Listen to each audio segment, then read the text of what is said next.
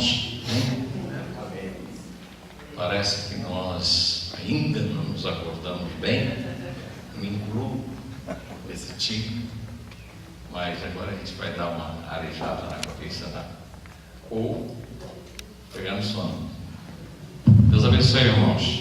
Eu confesso que neste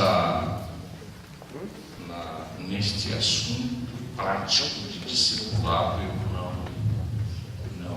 a gente está começando, a gente não tem aquela experiência em detalhes práticos, mas eu orei a Deus, perguntei para o Jenny sobre o que a gente teria de fazer, e ele deu liberdade. Eu orei a Deus e eu trago um assunto que, orando, me veio no coração para falar nesta manhã.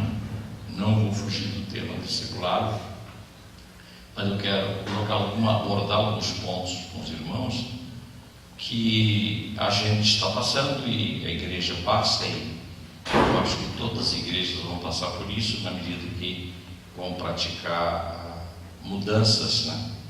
Vamos ver um versículo para nós começar, João 12, 26.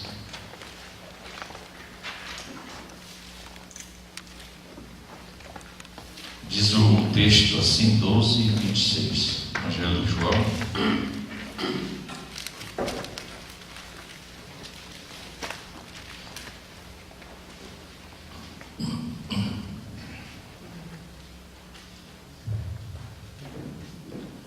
Diz o texto assim: quem me serve precisa seguir-me, e onde estou, o meu servo também estará, e aquele que me serve, meu Pai o honrará. Aleluia. Na versão de Almeida, esse aqui é a NVI, a versão de Almeida diz assim: se alguém me serve, siga-me, e aonde eu estiver, ali estará também o meu servo, e se alguém me servir, meu Pai o honrará. Eu fico assim, encantado com a promessa que tem dentro deste texto. Mas não é sobre o texto, depois do texto a gente vai mais na frente falar alguma coisa. Eu quero falar sobre os conflitos que nós sofremos quando estamos acostumados com alguma coisa e temos que mudar. Eu quero entrar mais nessa área dos conflitos, e principalmente quando se trata de assuntos de fé. E isso eu tenho observado ao longo da história. Nós sabemos que o Espírito de Deus é um Espírito dinâmico. Ele sempre trabalha para reavivar, para dar vida. E nesta trajetória de trabalhar para dar vida, então as coisas que morrem têm que ser tiradas para dar vida, e ao tirar certas coisas mortas, elas terminam dando conflitos, dando problemas, dando dificuldades. Podemos ver isso através da história. O cristianismo perdeu o foco do seu trabalho já a partir depois da morte dos apóstolos. O próprio apóstolo Paulo, ele diz em Atos dos Apóstolos: depois da minha partida levantarão homens no meio de vós que dominarão o rebanho. Então, aquela essência do trabalho da igreja primitiva, Paulo já estava vendo que havia interesses de pessoas, e que dentre os próprios homens de Deus levantariam homens que iriam mudar, iriam dominar o rebanho, fazer o rebanho para ele. Já temos no Novo Testamento alguns reflexos, né? Temos o latoeiro lá, o Alexandre, temos outros personagens que já reflete essa dominação, esse espírito de dominar.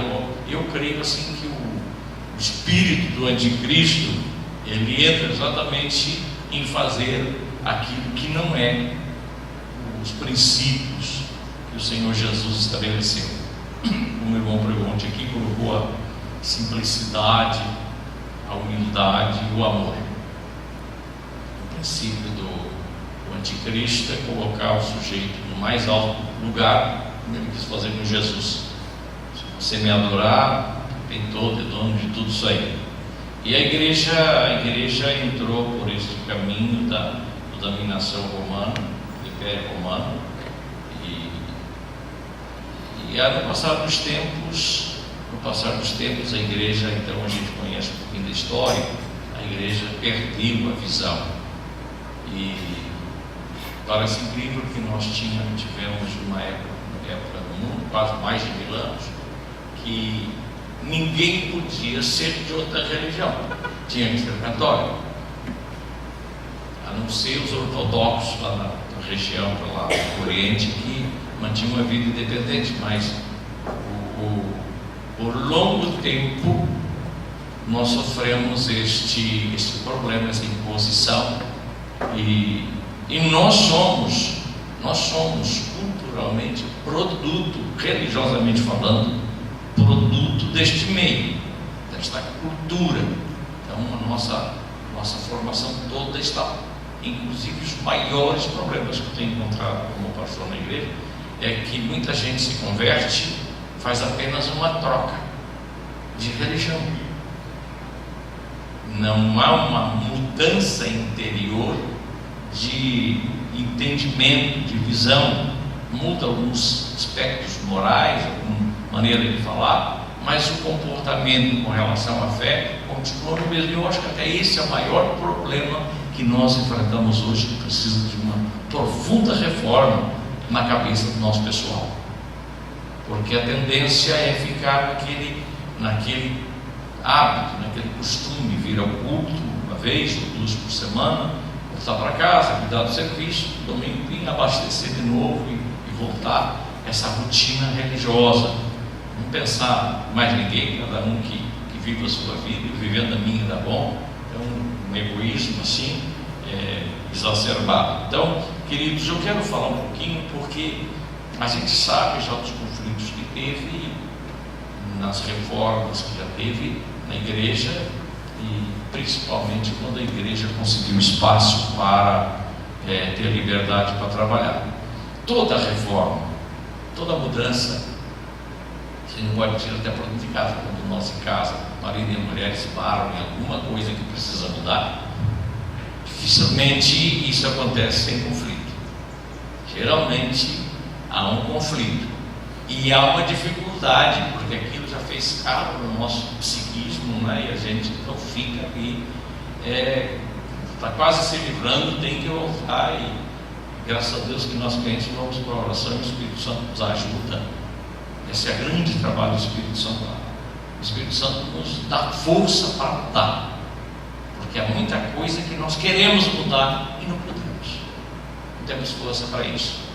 E então, qualquer coisa que vai se reformar, vamos pegar uma coisa assim, a casa está velha, vamos reformar a casa, a gente começa a descobrir coisas que a gente pensava, não é só tirar aquelas tabuinhas que está ali, depois pintar. Aí a gente vai mexer e começa a descobrir coisas que tem que tirar mais, e quando a gente vê, vai se envolvendo, faz uma coisa nova.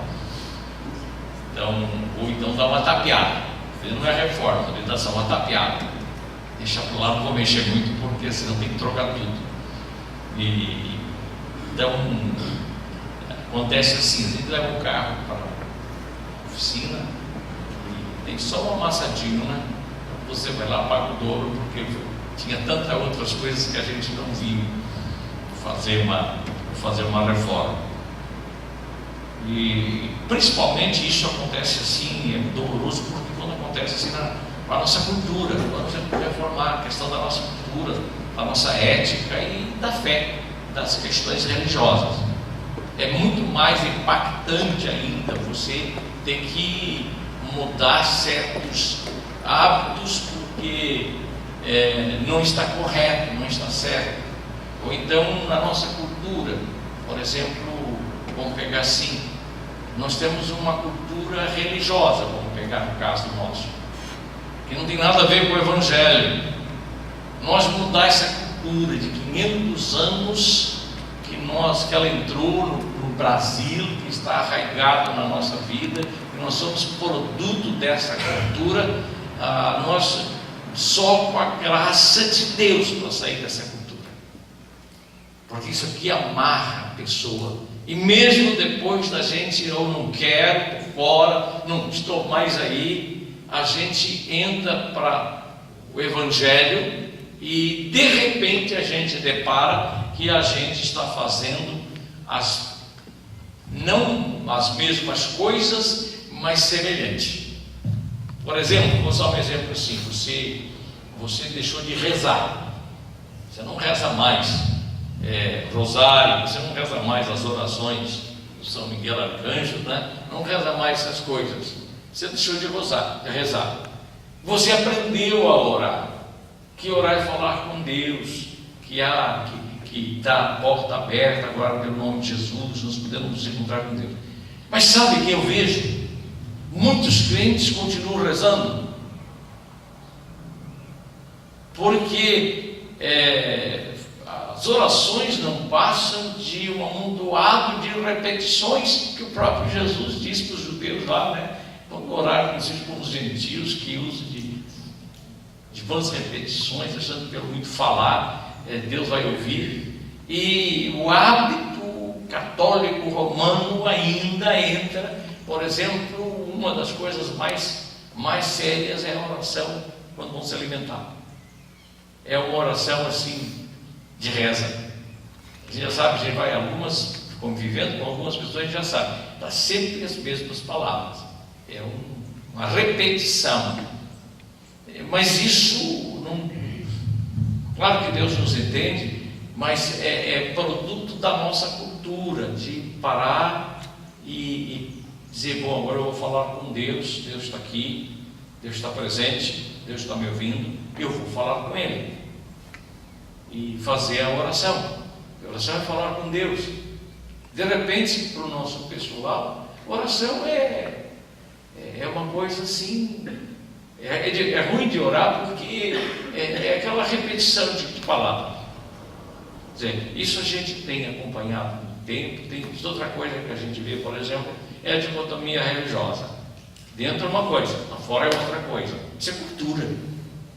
E está incrustado dentro dos evangélicos. Isso assim cresceu do meio evangélico, isso aí, de ter uma vida de evangélico dentro do templo e lá fora uma vida de mundo, uma vida de mundanismo. E esta mudança eu vejo dentro do projeto discipulado, essa mudança. Só que essa mudança, ela conflita com o nosso comodismo psicológico, porque o costume nos leva a nos acomodar. Nós nos acomodamos, cada dentro da nossa cabeça, nós nos acomodamos e a coisa, né, ficamos naquela rotina, e quando tem uma mudança, nós entramos em parafuso, nós entramos em dificuldade. Então começa, psicologicamente falando, não é nada espiritual, começa a haver uma resistência para não mudar. Para não mudar. Eu estava ouvindo aqui no irmão falando sobre o trabalho de discipulado, é uma mudança radical. E se não for radical, eu digo para os irmãos, essa mudança, a gente vai continuar na mesma coisa. Só que há dentro de nós que estamos acostumados uma resistência, que essa resistência nós temos que ter consciência, quebrar esta resistência para poder ser um servo, que além de servir, siga o Senhor Jesus Cristo. E principalmente mudar em assuntos religiosos, onde o povo em todo mundo, é normal nas igrejas, conservar em nome dos costumes, da tradição. Nós conservamos, mesmo que seja bíblico, uma lei, vamos conservar. E a gente sabe que algumas religiões até se matam para não querer mudar determinadas coisas para melhorar. Então, dá conflito, tem conflito. E a nossa natureza é uma coisa assim que a gente pode Pode observar, nossa natureza carnal, nossa natureza humana, a tendência é se acomodar. Não é uma tendência de ação. A própria natureza humana, natureza carnal, eu vou agora trabalhar, depois eu me aposento, compro uma casa, e aí eu vou desfrutar daquele trabalho, e aí esquece que ele está no fim da vida, morre, e acabou, né? Não tem o desfrute. Mas é uma tendência de chegar lá, vou melhorar, vou ficar velho, vou comprar uma chacrinha, vou ficar com que tenha um lago, vou fazer uma casinha ali, vou ficar ali, né, tomando chimarrão, né, compro um cavalo velho para pastar lá para não perder de vista a tradição gaúcha, né, e estou lá olhando. Então essa tendência é da nossa natureza. E aí precisa o Espírito Santo quebrar isso de dentro de nós, para poder a natureza divina fazer algo. Eu não quero fazer para a nossa velha natureza as coisas, e aí não dá. E no reino de Deus, depois que Deus nos concedeu a natureza divina, exatamente para nós ter a força de Deus dentro de nós, e nós temos, então, nós temos que ter consciência e quebrar estas barreiras para nós trabalhar. E essas coisas vêm também, às vezes, na questão da área religiosa, na área da fé, também às vezes ocorre uma coisa, ocorre o medo de errar. Foi uma das coisas que eu tive dificuldade quando eu aceitei Jesus. Não tive dificuldade para aceitar, mas eu tive dificuldade para sair do romanismo, porque eu tinha medo de errar. Eu tinha medo de errar. Graças a Deus, hoje, essas coisas foram quebradas, porque se eu tenho medo de errar, eu vou pesquisar e vou buscar na palavra de Deus, que é a nossa única regra de fé e prática. Vocês já ouviram isso dos pregadores dizendo, né? A Bíblia é a nossa regra de fé e prática. Eu digo, o Evangelho para nós faz parte da Bíblia, porque se nós está lá para o judaísmo, é bíblico também, lá no Antigo Testamento, que nós temos em vista é a revelação de Jesus Cristo através dos Evangelhos. Essa é a nossa regra de fé e prática, olhar para aquilo que Jesus fez e ensinou, aliás, o que Ele manda ensinar, aquilo que Ele mandou ensinar. Se nós olhar para aquilo que Ele ensinou e fazer aquilo que Ele ensinou, não precisamos ter medo de que estamos fora ou cometendo alguma heresia se ficarmos naquilo que Ele ensinou. Graças a Deus que nós temos a palavra de Deus, que é a fonte que nós buscamos força e convicção para fazer as coisas. Na experiência que eu tive algum ano atrás aí, com relação ao nosso projeto discipulado no ministério, e eu louvo ao Senhor porque pela primeira vez eu li Mateus 28, 19, 20, e o Espírito Santo me levou a entender o texto de uma maneira como eu nunca tinha enxergado, porque a gente sempre enxergava o texto ali onde diz ide por todo mundo e fazer discípulo meu de todas as nações, batizando em nome do Pai, do Filho e do Espírito Santo. Eu sempre cheguei aquilo ali com uma grande comissão que a gente aprendeu de via missionário. Não estava errado o pessoal sair para ganhar alma, mas eu nunca tinha me deparado com a ordem, com a ordenança do Senhor ali, do fazer discípulo. Nós sempre nos apegamos, como bom batista, ao termo ide por todo mundo pregai o Evangelho e façam isso, né? E ensinar é seguir a rotina da igreja, não é ensinando a guardar como ele ensinou. A gente envolve na igreja, aquilo fica assim meio obscuro. E nesse dia Deus me abriu o entendimento e me mostrou uma clareza tão grande o trabalho da igreja e a sobrevivência da igreja, o crescimento da igreja e a vida da igreja dos primeiros séculos, que difere. Eu me deparei de repente, bom, para aí, o povo no começo tinha acesso ao templo de Jerusalém, templo de judeu, templo religioso. A igreja não tinha templo, a igreja não tinha coral, a igreja não tinha artista, a igreja não tinha banda. E até às vezes eu me interrogo se precisa, né?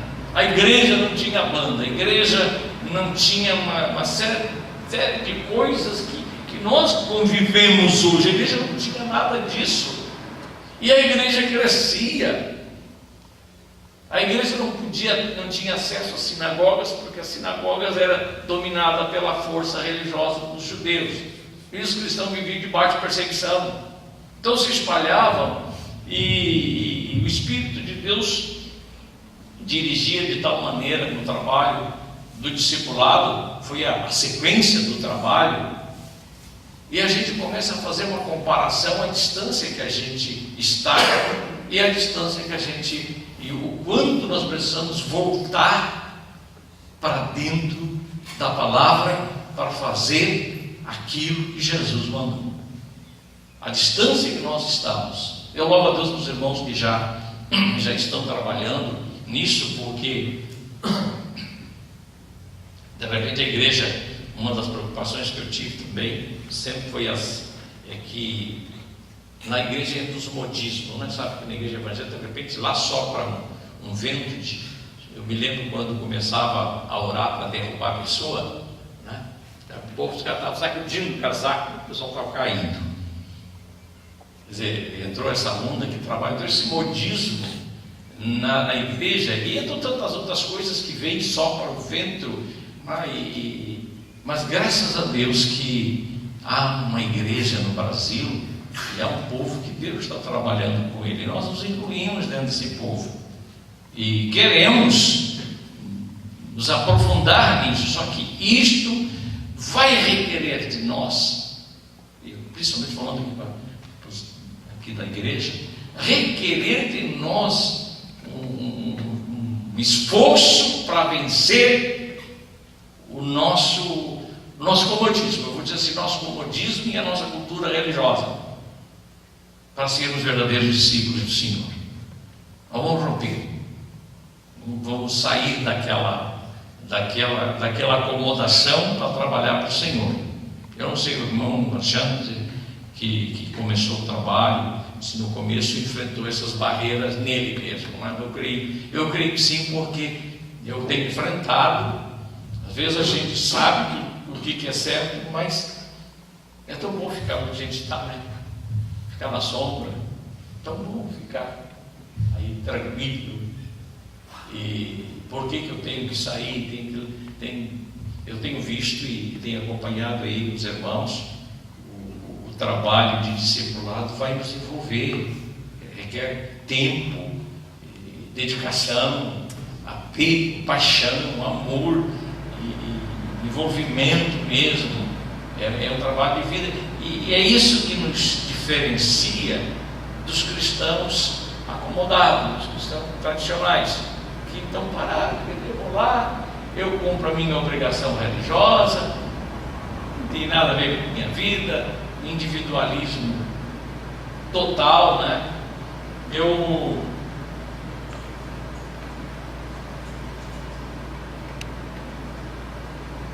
vejo essa tendência já no tempo quando Paulo escreveu aos Gálatas, chamando que quem vos fascinou para tanto peça voltar para outro evangelho, e os Gálatas estavam lá pegando fogo, trabalhando com o Senhor, e de repente aparecem os judeus por lá, e os Gálatas já estavam voltando para o judaísmo. E a carta dos Gálatas é baseada em cima desse retorno, porque facilmente a pessoa pode retornar, começar com a vontade e daqui a pouco voltar para a estaca zero. Nós sofremos duas coisas. Nós, além de sofrer o efeito dessa cultura que nós recebemos do Ocidente, que no mundo ocidental, que nos prende a conservadorismo, e recebemos isso dos romanos, recebemos dos gregos, e recebemos também da religião. Nós também temos uma outra coisa: nós queremos modernizar as coisas também. Há hoje uma ascensão de modernização, só que a modernização não pode, é só de fachada, ela é só trazer coisas que vêm incrementar na nossa vida, mas não muda nada, não muda a essência. E uma reforma espiritual, uma mudança espiritual, eu chego a entender que para ser um discipulador, e já tenho pregado isso, e já tenho falado isso com os irmãos, os crentes precisam se converter. Bom, o crente se converter, ele se converteu a Cristo, é aquilo que Jesus disse ali: aquele que me serve, esse também me siga. Precisa haver uma conversão, uma vontade, uma mudança, não uma mudança daquilo que ele crê, ele crê no Senhor Jesus, ele crê na ressurreição, ele crê para a salvação, mas uma mudança de ação, uma mudança de ação interior. Precisa haver uma conversão, porque não é fácil de repente a gente quebrar a rotina do dia a dia, porque é uma coisa que está arraigada dentro de nós. Então precisa uma ação. Eu tenho visto em alguns dos obreiros que às vezes ficam assim, se ladeando será? E com a porção de questionamento, eu já não penso assim, já penso diferente. Se a Bíblia nos dá respaldo para fazer o trabalho, vamos fazer. E foi a atitude que a gente tem tomado, claro que no seu tempo devido, com paciência, com calma, deixando Deus trabalhar, deixando o Espírito Santo trabalhar, mas já tomarmos uma definição, uma atitude, nós vamos. Isso é uma conversão, uma mudança profunda. Eu gostaria de dizer para os irmãos assim, que na minha visão, depois de 30 e tantos anos, de 36 anos de ministério, trabalho, só aqui nessa igreja a gente já trabalha há 33 anos, eu tenho uma vida envolvida. Eu cheguei à seguinte conclusão, de dizer para os irmãos que na mais pura consciência nós concordamos com a estratégia e a ação do ensino de Jesus, mas a nossa formação ocidental, nossa cabeça romana, burguesa, criada dentro de nós, ou melhor, tem dentro de cada crente uma resistência natural para assimilar o morrer para seguir Jesus e para ser, antes de tudo, crentes, antes de ser crente, sim, ser servo. Nós temos uma resistência desta atitude, de tomar essa atitude para sermos servos do Senhor Jesus Cristo e de entendermos esse morrer. Na verdade, eu confesso que muito tempo eu pensei sobre essa questão quando Jesus diz que nós tínhamos que morrer, para ser discípulo dele nós tínhamos que morrer. E um defunto, quando morre, não tem mais vontade nenhuma, porque se tivesse vontade, ele pulava dentro do caixão e não deixava levar para o cemitério. Então, morrer mesmo, morrer para estar disponível à vontade de Deus, Isso não descaracteriza ninguém. Pelo contrário, isto nos traz agora ao viver o vigor de Cristo na nossa vida. Outra coisa também que eu coloco assim para os irmãos, que eu não vejo outra saída para o conflito que nós pastores enfrentamos com a igreja. Às vezes os irmãos, creio que alguns até têm pensado que vai ser da igreja no futuro, com essa apostasia que está, irmãos queridos, nós nos encontramos entre pastores e às vezes quase choramos, porque a igreja no mundo está tomando um rumo que não é a igreja de Jesus. Muito bonito, a igreja hoje virou palco de diversão. O púlpito não é mais lugar para a pregação da palavra, é palco para apresentações. O culto, a cabeça dessa mocidade, com a influência do movimento gospel, de fazer com que a igreja seja um lugar de show. Então o negócio agora, qualquer coisa que queira fazer, qualquer promoçãozinha aí na igreja, já querem. E eu já tive em igrejas que estão palco organizado para o show. Essa tendência do culto cênico foi o que deu origem à missa católica e ao altar católico, com todas aquelas coisas que tem lá, todas aquelas estátuas, tudo, para ter uma atração visual. E a essência do Evangelho na reforma foi se libertar de tudo isso. Mas isso está voltando para a igreja, mantendo aquilo de não botar estátua, mas levantando ídolos dentro da igreja. E nós temos uma carrada de ídolos aí, principalmente a nossa adolescente, a nossa mocidade, são os que estão envolvidos nisso. Então a igreja está tomando rumo. Isso é uma linha da igreja. Outra linha da igreja caiu nessa linha do neopentecostalismo, né? Que é a igreja do resultado. Eu vou lá porque eu vou buscar um resultado.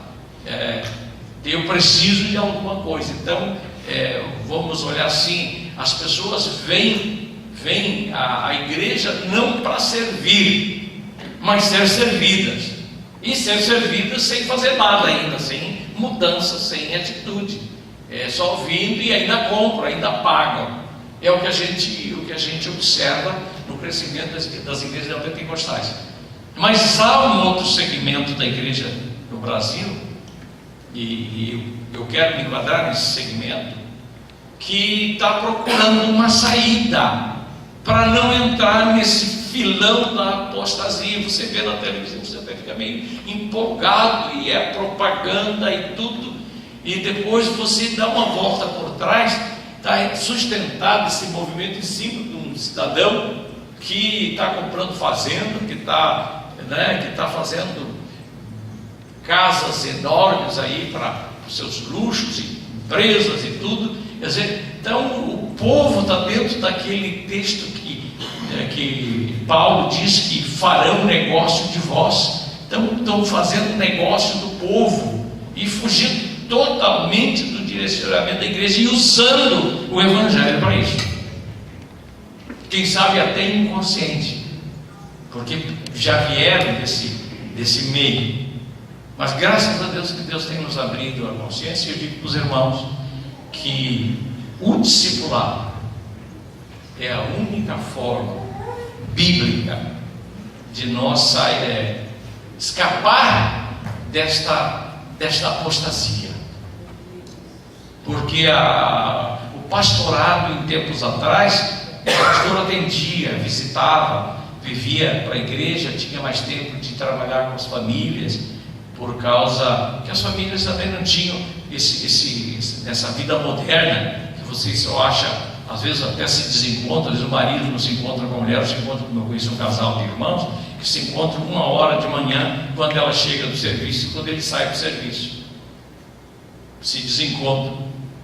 Então, hoje o trabalho, a modernidade tem trazido uma série tem quebrado paradigmas nessa sociedade coisas boas que nós tínhamos que hoje não dá mais. Hoje eu vejo que se nós não tivermos uma liderança de fogo preparada, homens de Deus, mulheres de Deus, entregue nas mãos do Senhor, para fazer esse trabalho, para ajudar outros com o coração na vida dos outros, o coração transbordando de amor e sendo conduzida por Deus. Se nós não tiver uma população numerosa dentro da igreja, nós ficaremos aí vendo as nuvens passando, né, vendo a água passando por debaixo da ponte e a coisa sendo carregada, sendo arrastada. Então nós precisamos de retornar, mesmo com os conflitos, mesmo com os impactos, mesmo com os problemas, porque uma coisa, irmãos queridos, o cristianismo é feito de renúncia. Não se faz e não se prega, e não se faz igreja, e não se prega o evangelho sem ter renúncias. Temos que abrir mão. Às vezes Deus exige que nós abrirmos mão daquilo que é mais extraordinário para nós. Se o Espírito Santo não operar em nós, e nos converter, e nos convencer, e der força, nós não podemos fazer nada. Só assim nós poderemos romper com a nossa cultura, a tradição religiosa que está arraigada dentro de nós. Temos que entrar, que entender que é da vontade de Deus, e então vamos fazer. Isto consiste a nossa morte para o mundo, para sermos uma nova criatura. Às vezes nós incluímos a questão da nova criatura só na questão do mudança de caráter. Claro que sim, o novo nascimento muda o nosso caráter, muda nosso comportamento, aquilo que Paulo disse que vossos pais, aquele comportamento que os nossos pais nos legaram. Agora somos uma nova criatura. Rompemos, quebramos a cultura religiosa, quebramos todas essas coisas ruins que veio junto, esses misticismos, todas essas coisas, e agora somos uma nova criatura. Então agora nós somos um novo ser, criado à imagem e semelhança de Deus, cheio do Espírito Santo, para fazer a vontade, para honrar e glorificar a Deus. E aí muda comportamento, muda tudo. Quando há uma ação da natureza divina, e porque nós morremos, a morte do crente é fazer a velha natureza morrer e deixar a nova natureza, a natureza de Deus, trabalhar. E essa força do Espírito Santo em nós, meus queridos, às vezes nós temos uma ideia, principalmente quem vem de igrejas de origem pentecostal, nós temos uma ideia de que o Espírito Santo é só para fazer o crente falar em língua e se emocionar. Perto das igrejas pentecostais a gente vê isso. O culto só é maravilhoso quando quem fala em língua, profetiza, então aí é um culto abençoado. No entanto, a obra do Espírito Santo não se resume a isso. Isto é uma manifestação que Deus está conosco, e isso nos reporta ao trabalho dele de pegar um defunto e dar vida para esse defunto. Paulo chama de ressurreição. Se já ressuscitastes com Cristo, és nova criatura. Então é uma ressurreição. Isso quer dizer, agora nós podemos mudar para servir a Deus de maneira agradável, porque nós temos a força de Deus dentro de nós. Existe essa força, e eu creio que o Espírito Santo deve gemer muito no coração de muita gente por querer fazer as coisas e as pessoas resistirem. Entristece. Até o apóstolo Paulo ele fala dizendo: não extinguis o Espírito Santo. A pessoa resiste tanto à vontade de Deus que ela termina com: esse não dá mais, larguei de mão, esse não dá mais. Se Deus fizesse assim, meus irmãos, coitado de nós. Mas Ele nos ama, e o amor de Deus é insistente. Deus continua e age, trabalha, e fala conosco, e não é só agora, uma vez, é a vida toda, é todos os dias. A gente está presente, Deus está trabalhando com a nossa vida, com as nossas ideias, com o nosso caráter, com tudo, para levar-nos a fazer aquela obra que Cristo quer que nós façamos, que foi que Ele ensinou e realizou. Eu tenho ouvido muito assim, acontece, às vezes a gente fica, pastor Velho, fica meio crítico, mas de repente dá uma onda, não sei se vocês já viram, que às vezes dá uma onda assim, os cantores começaram a cantar sobre chuva, chovia para tudo quanto era lado, né? De repente mudaram para outra coisa, e daqui um pouco agora a gente ainda estamos nessa onda do sonho, os teus sonhos, e tu não vai morrer sem o Senhor fazer os teus sonhos, sonha, né?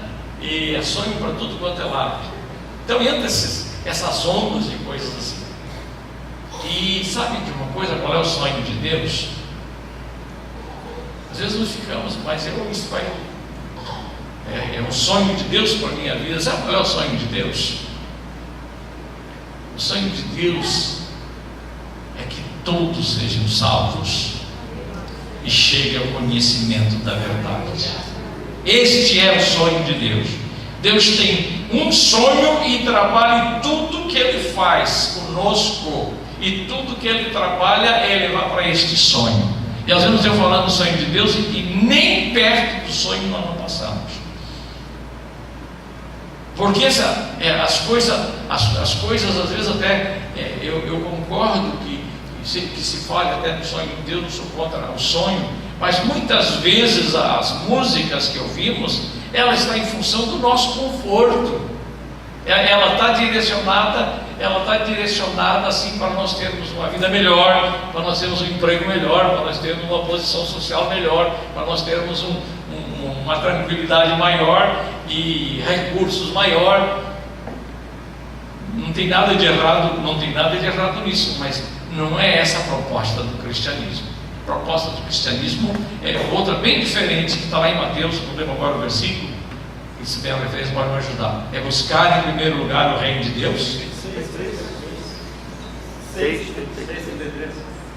É buscar em primeiro lugar o reino de Deus, e as demais coisas serão acrescentadas. Vocês querem ver como esse sonho do busca aí, Jesus cortou assim de vez quando aquela multidão chegou? Ali em Mateus, no início, ele disse: por que vos preocupeis, né, como os gentios, né, que se preocupam com o que comer, com o que vestir, com a vossa vida? E ele apontou então para o Senhor, dizendo: se o Pai não deixa um pardal cair sem o consentimento dele, muito mais vos vale vocês. Buscar em primeiro lugar o reino de Deus e a sua justiça, e essas necessidades, saúde, essas coisas, elas virão como recompensa, como bênção de Deus. Não precisa nem pedir. Jesus deu liberdade para pedirmos, mas eu entendo assim, que no texto aqui que nós lemos, para nós encerrar, nós lemos sobre: se alguém me serve, siga-me, e onde estiver, ali estará também o meu servo. E se nós estamos com Jesus, se nós servimos a Jesus, nós vamos ser, a promessa é que nós vamos ser honrados pelo Pai. O Pai nunca vai deixar faltar nada. Não conheço um homem de Deus que deixou tudo e faltou alguma coisa, que foi viver para o Senhor Jesus, que faltou alguma coisa. Então muitas vezes nós queremos o leme das coisas, nós não queremos deixar nas mãos de Deus, para que Deus controle a nossa vida. Eu mandei o testemunho aqui ontem no seu serviço. Eu entendo perfeitamente isso. Você toma uma atitude para fazer a vontade de Deus com sabedoria e com graça, para fazer a vontade de Deus, e Deus vai suprir aquilo que falta. Deus vai dar, porque nós estamos nas mãos dele, nós estamos com Jesus, e o Pai vai nos honrar, porque nós estamos servindo o Senhor, estamos seguindo o Senhor. Concluímos então todo o nosso trabalho como servo de Deus.